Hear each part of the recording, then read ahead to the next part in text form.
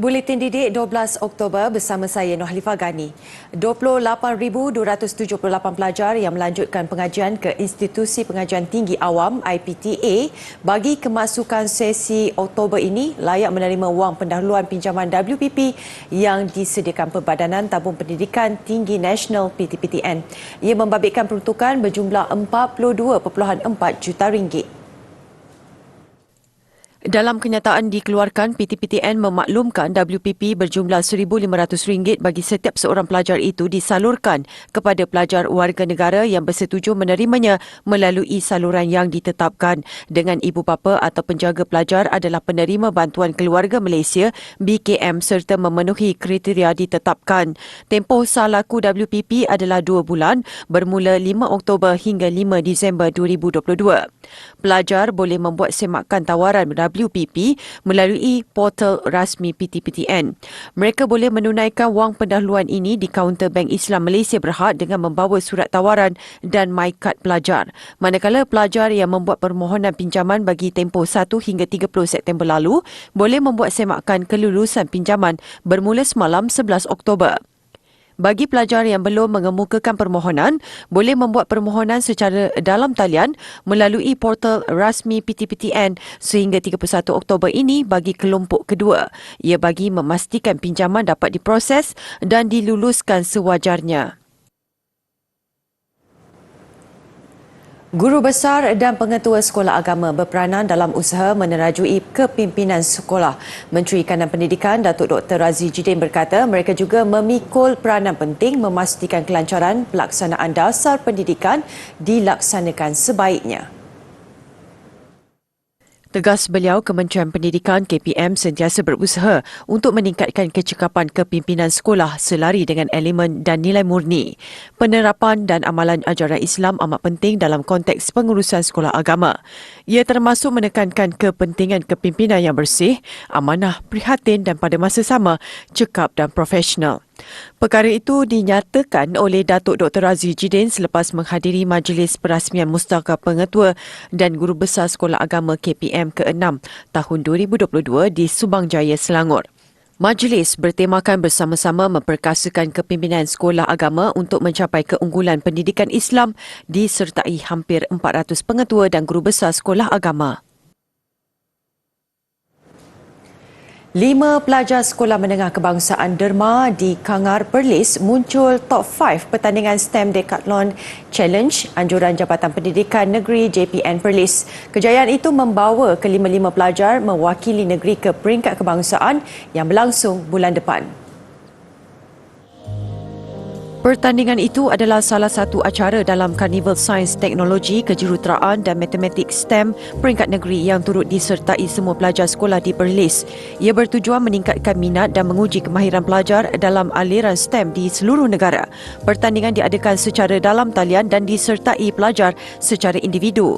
Apa yang menariknya tahun ini, kesemua yang berada dalam kumpulan top 5 merupakan pelajar dari sekolah sama sekaligus melancarkan persiapan mereka ke peringkat selanjutnya. Sebenarnya dia orang tu memang sentiasa orang kata buat belajar tu dia belajar dengan ikhlas lah. Maksudnya dia tak adalah semata-mata kerana nak menang pertandingan tu. Jadi ilmu tu sentiasa ada di dada lah. Jadi bagi cikgu tak terlalu menekan dia orang supaya kita aim kepada pencapaian nak menang.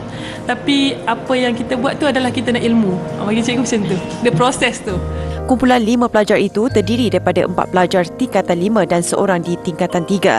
Mereka menggunakan bahan bacaan ilmiah bagi memantapkan pengetahuan serta membuat perbincangan dalam kumpulan terutama bagi mata pelajaran matematik.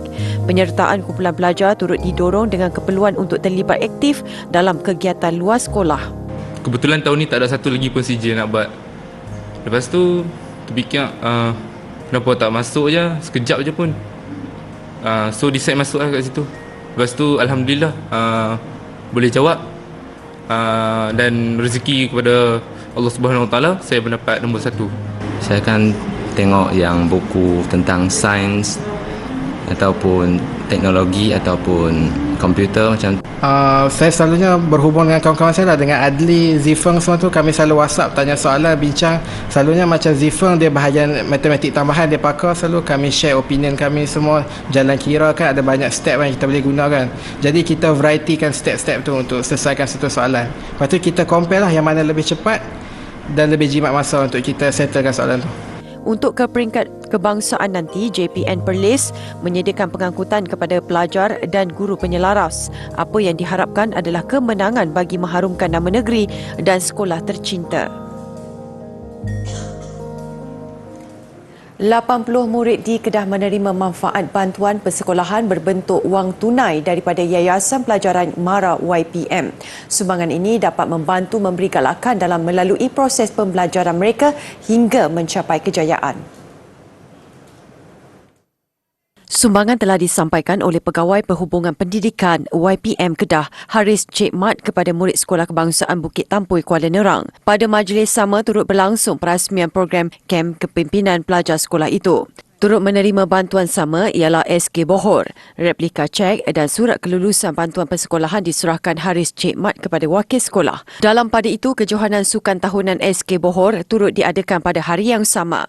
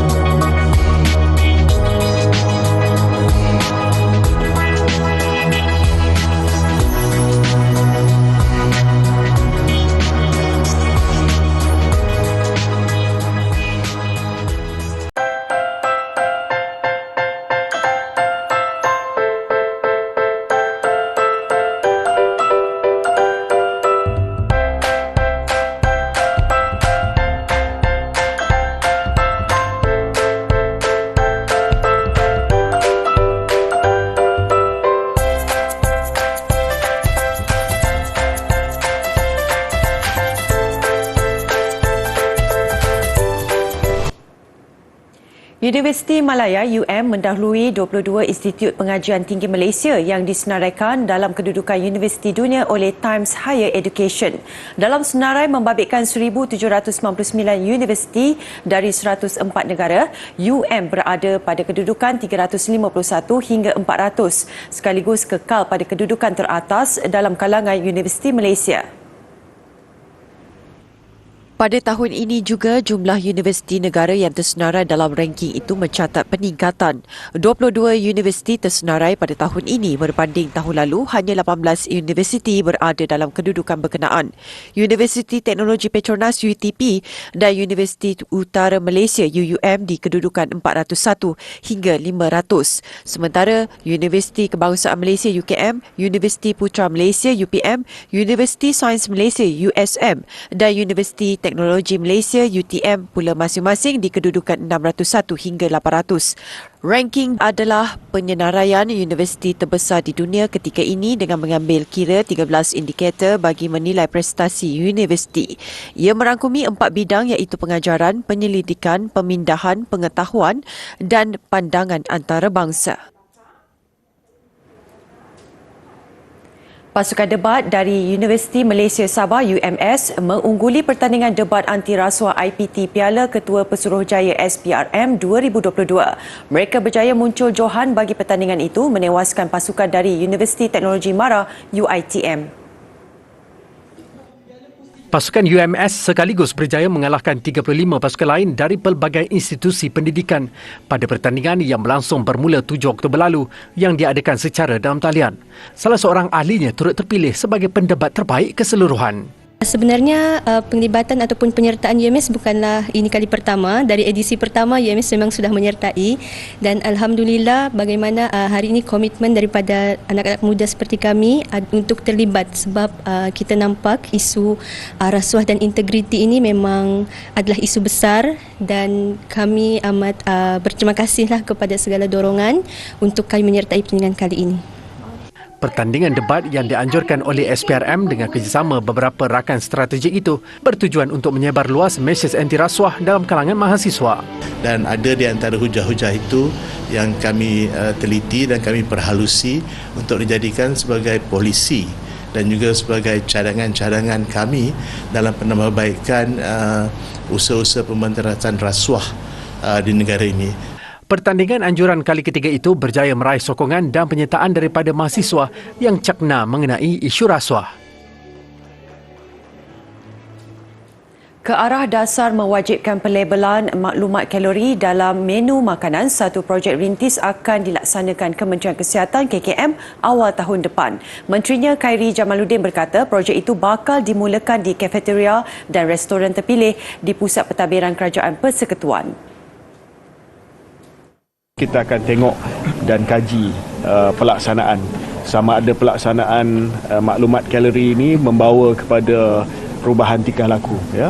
Contohnya pemilihan ataupun pilihan makanan yang lebih sihat ataupun kuantiti yang lebih kecil. Dan jika projek rintis ini berjaya, mungkin projek ini boleh diperluaskan kepada restoran lain ataupun di seluruh negara. Beliau ditemui selepas merasmikan seminar anti-obesiti Putrajaya dan pelancaran modul program pengurusan berat badan Trim and Fit di Putrajaya siang tadi.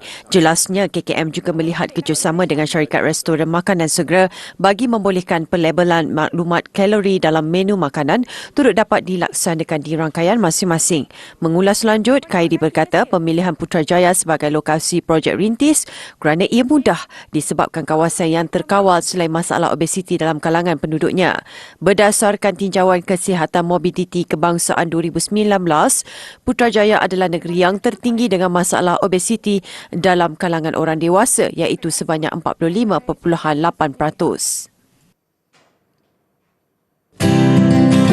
Batu merupakan bahan semula jadi yang mengandungi kristal, pelbagai mineral yang terbentuk menjadi kotolan pepejal. Kesemua mineral ni tak semestinya terbentuk pada masa yang sama, tetapi proses mula jadi membentuknya menjadi satu kotolan pepejal sekarang, macam sekarang. Okey?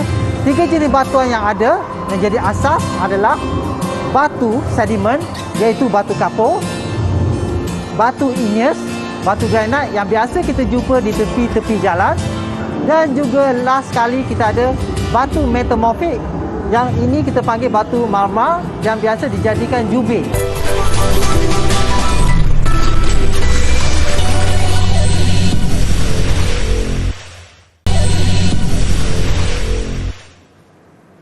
Seperti yang dilakukan oleh puluhan syarikat lain, kali ini sebuah syarikat dari China mendakwa mencipta teksi udara. Ia dibina oleh syarikat Xpeng Aero dan dijangka menjadi penanda aras kepada pengangkutan di masa depan. Seperti yang dilakukan oleh syarikat lain juga, bentuk teksi udara ini adalah lebih kepada sebuah drone berbanding kereta atau kapal terbang.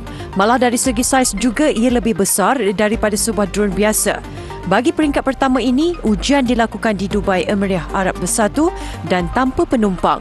Ia mempunyai berat 700 kg dan mampu terbang pada kelajuan maksimum 130 km sejam. Teksi udara ini direka bentuk bagi membawa 2 penumpang dan dikuasakan oleh 8 kipas. Seperti di negara lain, cabaran utama yang dihadapi teksi udara termasuk hayat bateri, kawalan trafik udara serta isu keselamatan dan infrastruktur. Penggunaan tenaga solar kian popular di Pakistan berikutan kenaikan kadar bil elektrik sejak 2 tahun lalu. Mengikut kajian, pengguna boleh mendapatkan semula wang pelaburan mereka dalam tempoh antara 2 hingga 3 tahun. Tenaga alternatif semakin diperlukan apabila bekalan elektrik kerap terputus, terutamanya ketika Pakistan mengalami musim panas. Menurut pengguna, kenaikan adalah lebih 300% dalam tempoh kurang 2 tahun. Ini dipercayai kerana Pakistan banyak menggunakan sumber tenaga elektrik dari daripada loji kuasa haba. Keadaan semakin parah apabila harga minyak dunia naik mendadak. Sejak 2018, syarikat pemasangan solar di Pakistan melaporkan keuntungan lebih 200% susulan permintaan tinggi daripada pengguna.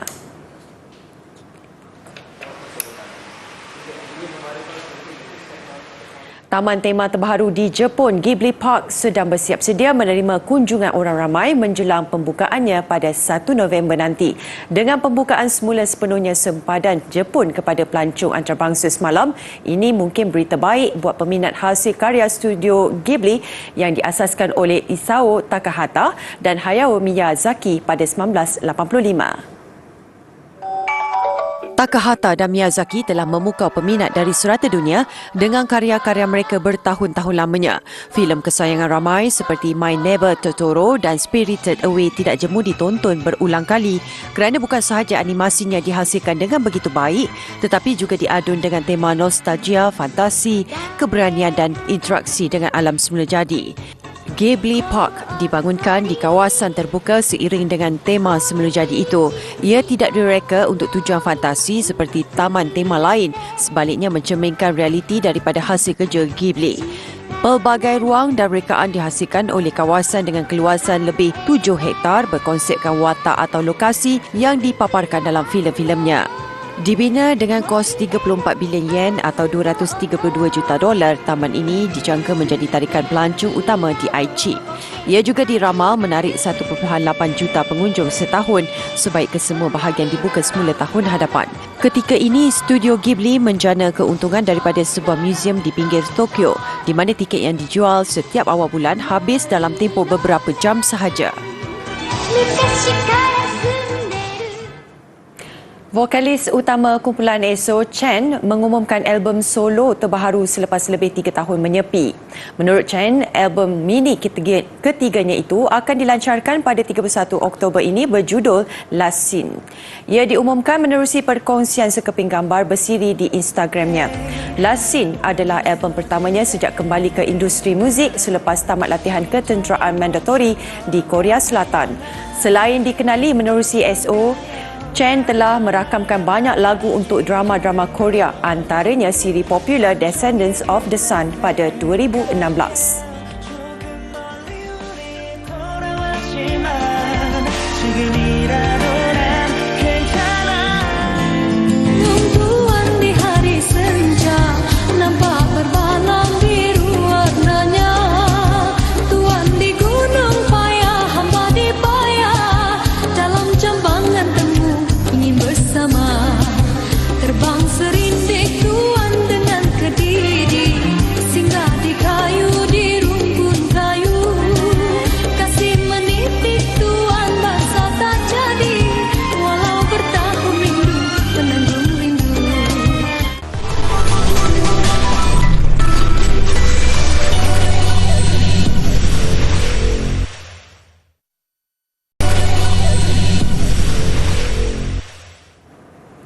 Sukan 6 perlawanan Liga Super berlangsung semalam selepas gelaran juara awal-awal lagi digenggam Johor Darul Takzim JDT. Tumpuan kini terarah kepada persaingan Sabah, Terengganu dan Negeri Sembilan FC untuk bergelar naib juara. Berbaki satu perlawanan, peluang ketiga-tiga pasukan nyata masih terbuka.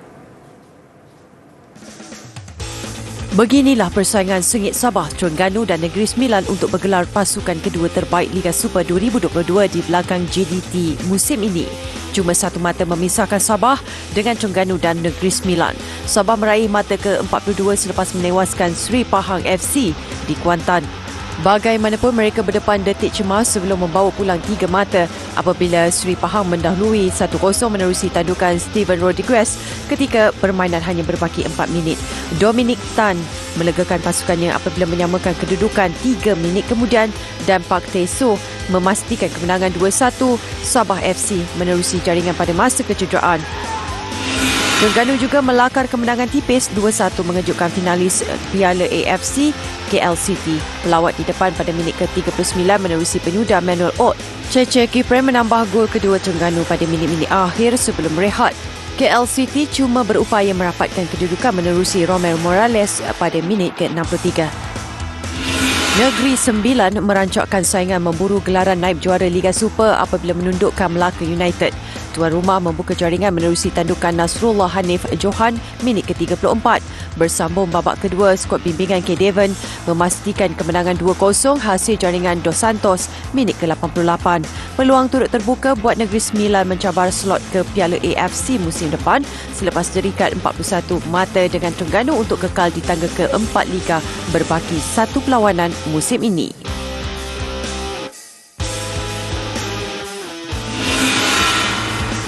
Sementara itu, berbaki satu perlawanan, juara Liga Super Johor Darul Takzim menghampiri misi tanpa kalah sepanjang musim apabila mengalahkan Kedah. Dikejutkan gol pembukaan pelawat menerusi Ronald Ngah pada penghujung babak pertama, JDT bangkit selepas rehat apabila menjaringkan 4 gol. Minit ke-50, JDT menyamakan kedudukan menerusi sepakan penalti Bergson da Silva. Giliran tuan rumah di depan hasil jaringan Syafiq Ahmad minit ke-63. JDT menambah 2 lagi gol, masing-masing menerusi Syafiq 5 minit kemudian dan Bergson seminit sebelum whistle penaman untuk kemenangan 4-1. Di Stadium Majlis Bandaraya Petaling Jaya, PJ City menewaskan pasukan di tangga tercorok Penang FC 2-0. Skuad bimbingan Pimaniam membuka jaringan pada minit ke-18 menerusi Filemon Anyit. Disusuli jaringan bekas pemain kebangsaan Mahali Jasuli 4 minit sebelum permainan berakhir untuk kemenangan kelima PJ City musim ini. Sentuhan bekas Ketua Jurulatih Kebangsaan Tan Cheng Ho bersama Selangor FC nampaknya semakin menjadi. Selangor mencatat kemenangan ketiga berturut-turut di Stadium Negeri Kuching. Jaringan pemain import dari Myanmar Han Set Aung minit ke-71 sudah memadai buat mereka menewaskan Sarawak United 1-0. Perkembangan rugby sebagai inisiatif menyediakan platform terbaik buat pemain wanita yang kekurangan gelanggang pertandingan.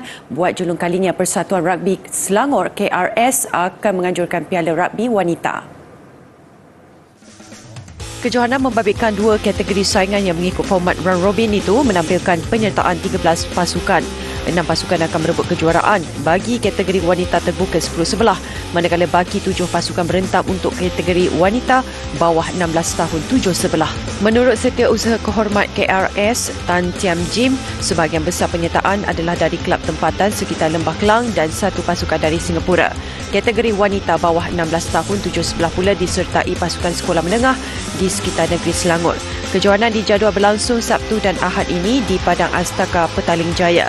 Juara setiap kategori akan membawa pulang hadiah berupa trofi dan sijil penyertaan.